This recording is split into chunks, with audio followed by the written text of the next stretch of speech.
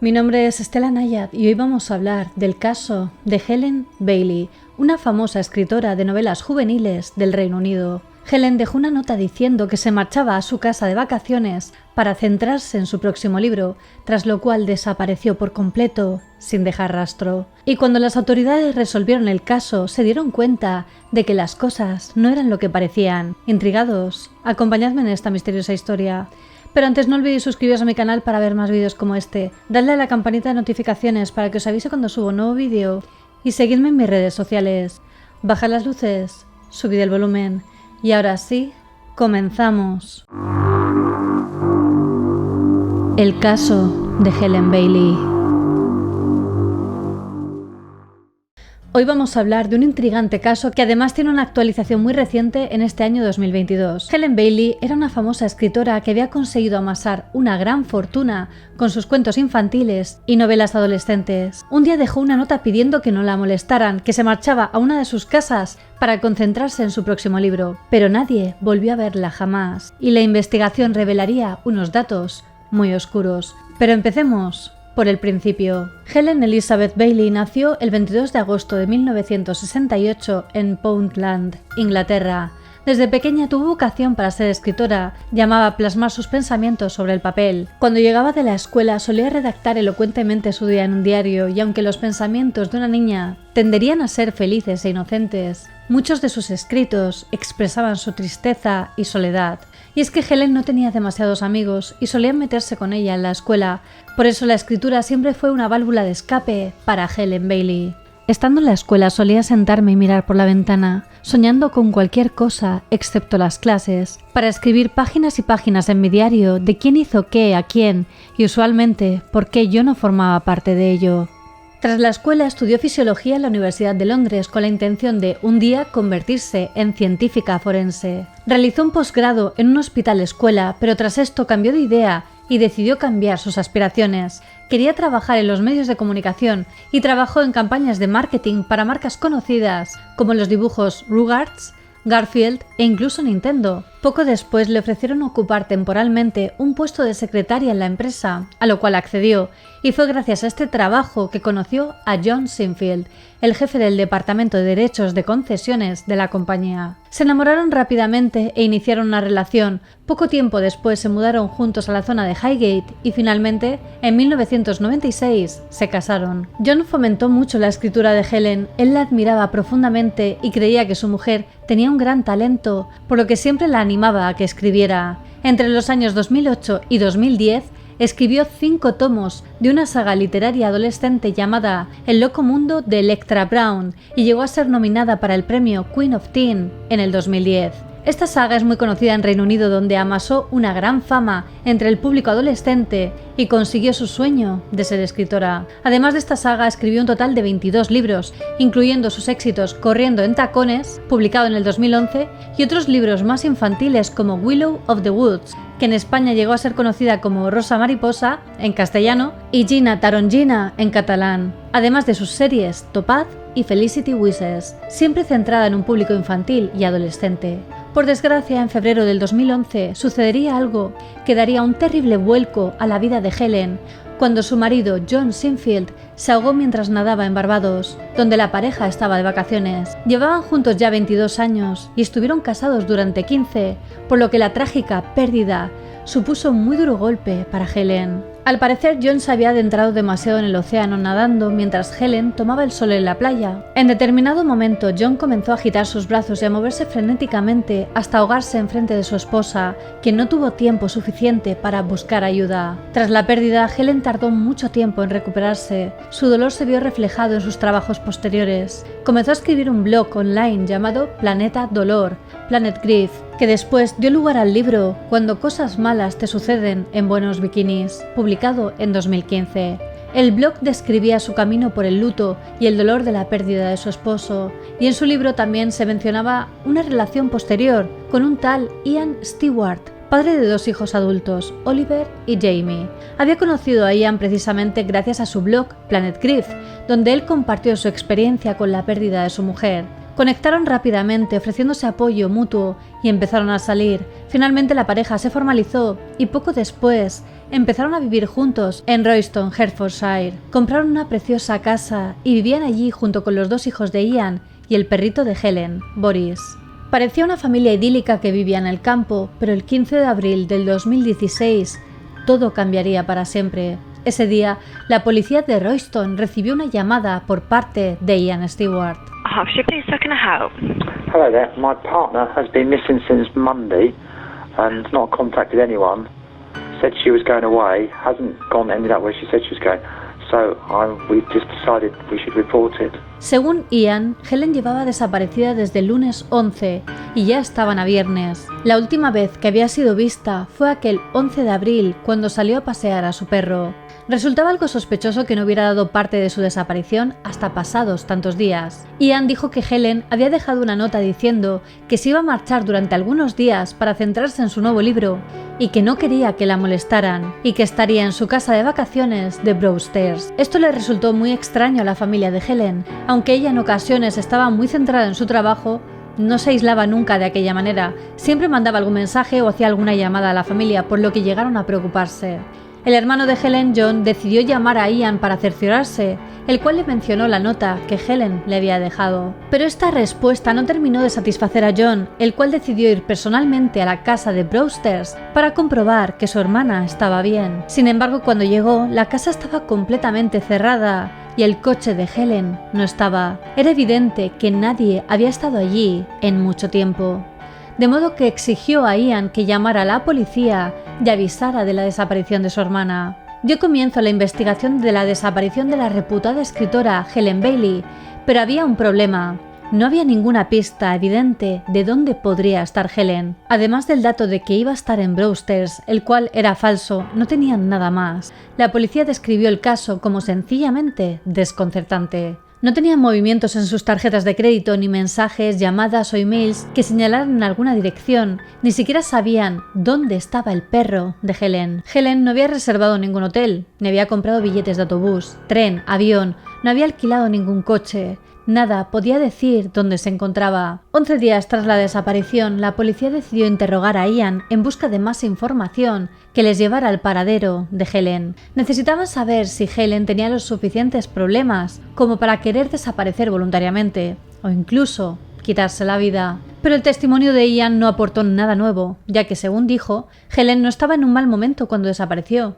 De hecho, era un día como cualquier otro. Es por eso que el caso se enfrió. No tenían con qué trabajar, no había ni un solo hilo del que tirar. Se buscó en las zonas verdes que rodeaban a la preciosa mansión de la familia y en la propia casa, pero no había ni rastro de ella. El paso del tiempo parecía empezar a hacer mella en Ian, el cual aparentaba estar completamente abatido. Parecía triste, distraído, llevaba el pelo y la barba muy descuidados, parecía perdido y melancólico tras la desaparición de Helen. Estaba muy activo en la comunicación con las partidas de búsqueda, aunque no acudía personalmente porque decía estar exhausto. Preguntaba frecuentemente a la policía si había avances en el caso y no parecía olvidar ni un segundo que Helen estaba desaparecida. Sin embargo, se negaba a realizar ningún tipo de declaración en los medios, ni a mandar ningún mensaje a Helen. La policía parecía centrada en el único elemento que podría proporcionarles algo de información, el teléfono de Helen, el cual todavía no había sido encontrado. Pero había un problema, estaba apagado y al estar apagado no podía localizarse. Aún así siguieron comprobando distintos dispositivos de la escritora por si se había realizado alguna conexión sospechosa. Y descubrieron algo. El 16 de abril, un día después de que Ian hiciera la llamada a la policía, el wifi del teléfono de Helen se había conectado a la red de su casa de Broadstairs, justo donde ella dijo que iba a estar. Las autoridades llegaron a dudar de la investigación previa y regresaron a la casa de Broadstairs para comprobar si efectivamente Helen había estado ahí todo el tiempo, ignorando el hecho de que toda la comunidad la estaba buscando. Pero cuando entraron en la casa, se dieron cuenta de que, tal y como había dicho su hermano John, no había señales de que Helen hubiera estado allí. Por lo que se pensó que quizá Helen simplemente pasó cerca de la casa a pie o en coche y su teléfono se conectó automáticamente con la red durante un segundo, pero que jamás había llegado a estar en la casa de vacaciones. Empezó a predominar la hipótesis de que se había marchado por su propia voluntad. Quizá deseaba desaparecer de verdad, o quizá se tratara de un retorcido truco publicitario. A lo mejor había desconectado tanto para escribir su nuevo libro que ignoraba que hubieran pasado tantos días y que sus seres queridos la buscaban. Pero todo eran preguntas y no tenían ninguna respuesta. Se imprimieron miles de pósters con su fotografía pensando que quizá estaría alojada en algún hotel usando un nombre falso, a lo mejor como vimos en el caso de la desaparición de Agatha Christie, pero nadie conseguía identificarla ni determinar su paradero. El 11 de julio, la policía anunció que había detenido a un hombre de 55 años de Royston, el cual estaba siendo interrogado por sospecha de asesinato y por deshacerse de un cuerpo. Pero lo que parecía ser un avance en la investigación resultó ser una pista falsa y el hombre no tenía nada que ver. Sin embargo, poco después, dieron con otra pista que sí resultaría ser bastante reveladora y tenía que ver con la cuenta bancaria de Helen. Helen tenía una cuenta de la que cada mes traspasaba 400 libras a una cuenta secundaria. Tras su desaparición, la cifra cambió y pasó a ser de 4.000 libras mensuales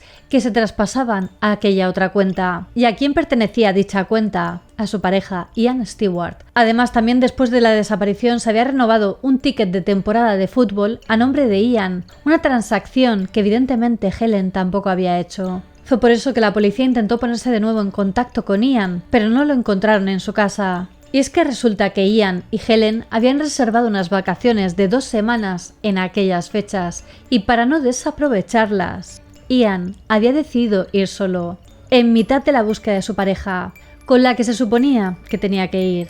Evidentemente este hecho, junto con los movimientos sospechosos de las cuentas bancarias de Helen, levantaron todas las alarmas e Ian Stewart comenzó a ser una persona de interés en el caso.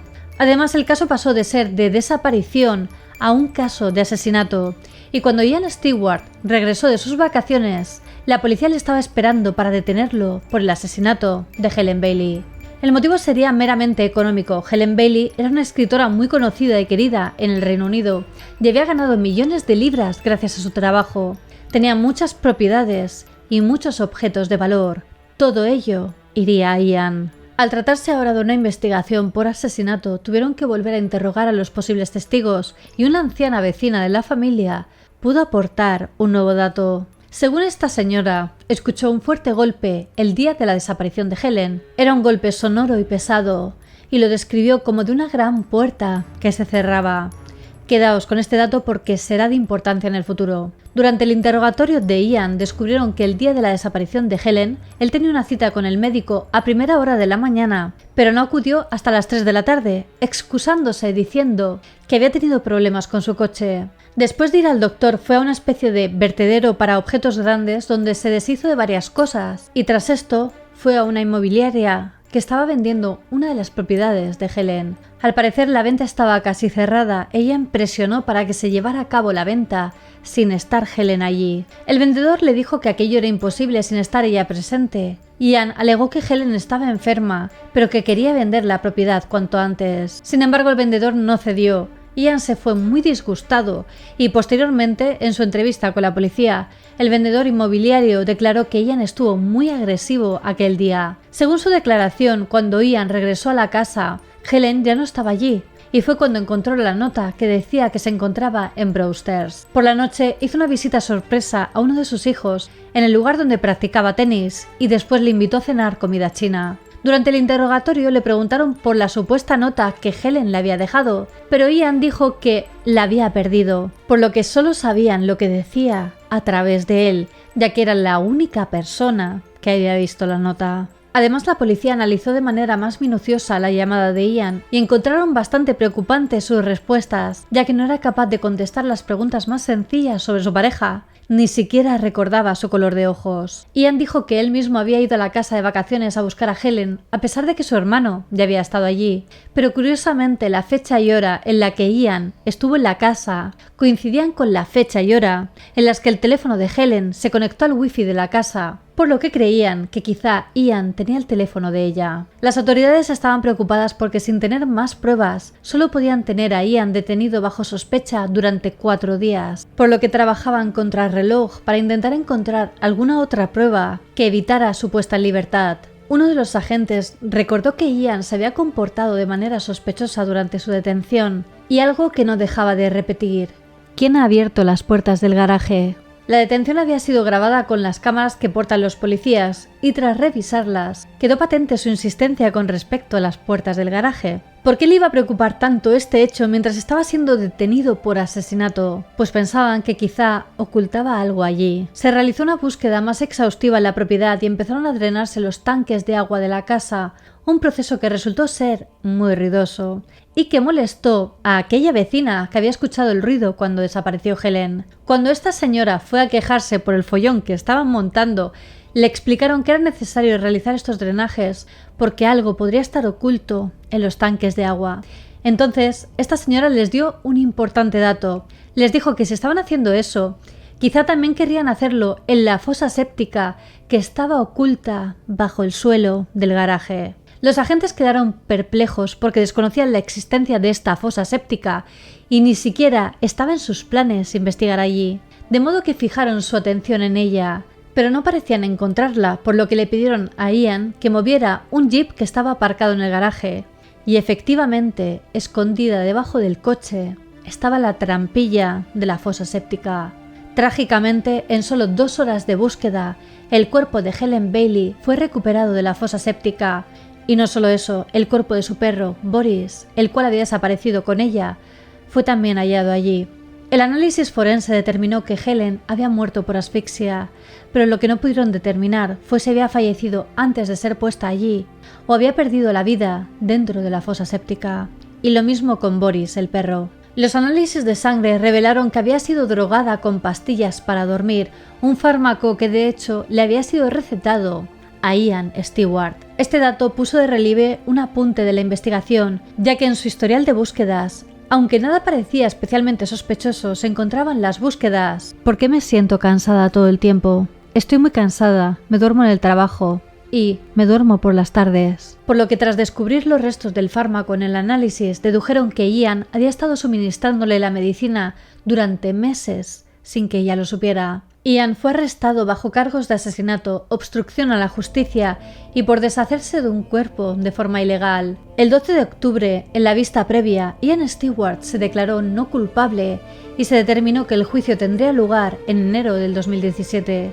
Durante el juicio, la acusación alegó que Ian estuvo drogando secretamente a Helen durante meses para terminar asfixiándola y que quizá aún seguía viva cuando fue colocada en la fosa séptica. Además, Stuart Trimmer, el abogado de la acusación, comunicó el dato de que el teléfono de Helen se había conectado al wifi cuando Ian estuvo en la casa, algo que dijo que era un dato muy significativo. Y John Bailey, el hermano de Helen, aportó un escalofriante dato durante el juicio. Contó que durante su primera visita a la nueva casa de su hermana, cuando se encontraban en el garaje, Helen señaló la fosa séptica y bromeó diciendo que era un buen lugar para esconder un cuerpo.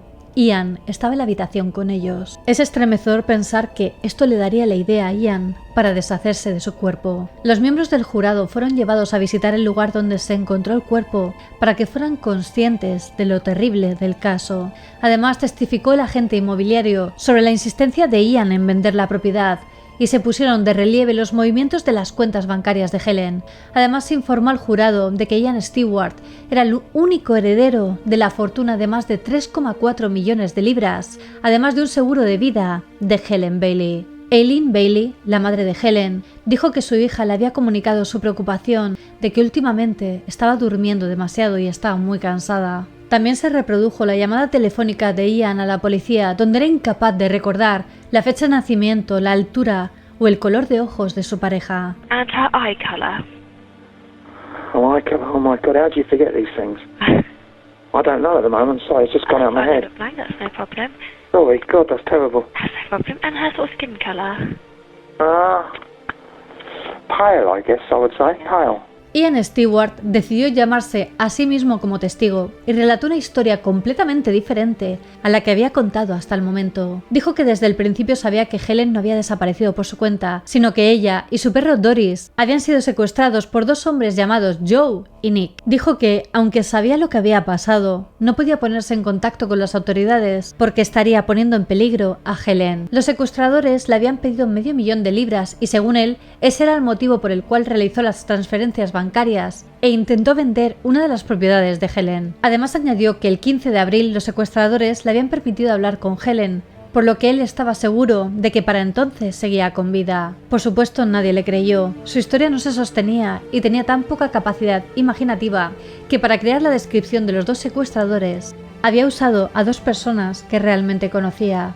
De modo que la acusación llamó al estrado a los verdaderos Joe y Nick para dejar a Ian en evidencia. Uno de ellos era Nick Cook, el vecino de la casa de al lado, y el otro era Joe Cipulo, un antiguo conocido. Le preguntaron a Ian si estos eran los Nick y Joe que decía, ya que las descripciones coincidían, y él dijo que no, que eran otros. En sus alegatos finales, la acusación tachó a la declaración de Ian Stewart como muy absurda y que había engañado desde el principio a Helen.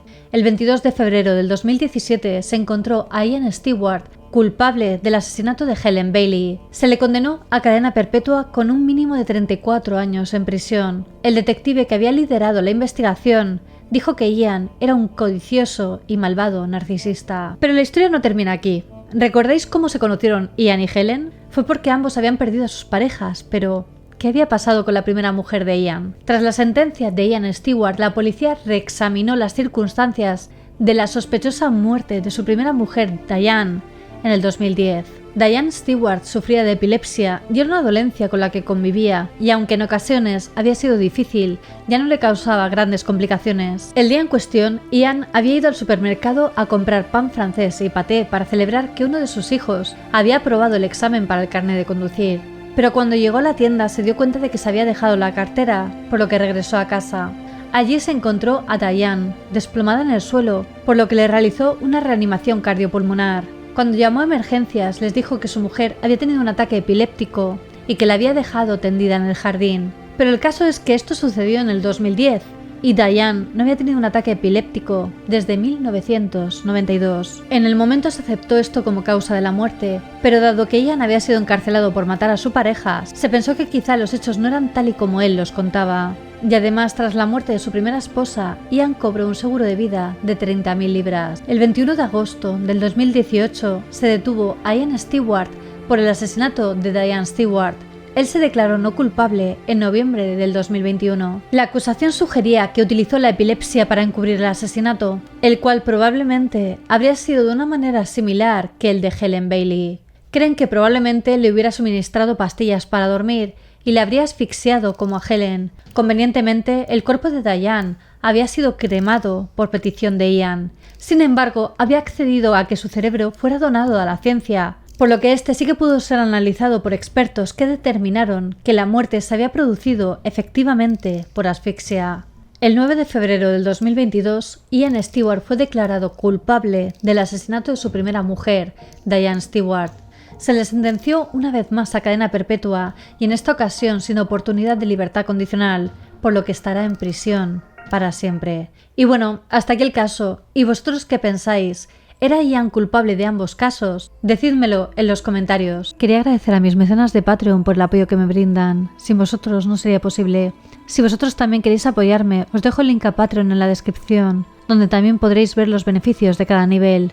Y quería hacer una mención especial a los miembros de la Orden del Dragón: África C, Alejandro Rebón Portillo, Acatisia, Yolani Olano y Tristania Wolf. Muchísimas gracias por vuestro apoyo y por ayudarme a seguir creando estos vídeos. Y ya sabéis que aprecio a todos mis extraños y extrañas, ya seáis nuevos o antiguos extraños del canal. Como siempre me ayuda mucho que si os ha gustado el vídeo lo compartáis en vuestras redes sociales. Dale a like, así sabré que queréis que haga más vídeos como este. Suscribiros a mi canal y dadle a la campanita de notificaciones. No olvidéis seguirme en todas mis redes sociales, os las dejo por aquí y en la descripción, especialmente en Instagram, que es donde estoy más activa y subo material muy interesante. Y ahora sí, me despido, nos vemos en el próximo vídeo. Recordad que subo nuevos vídeos cada semana. ¡Hasta pronto!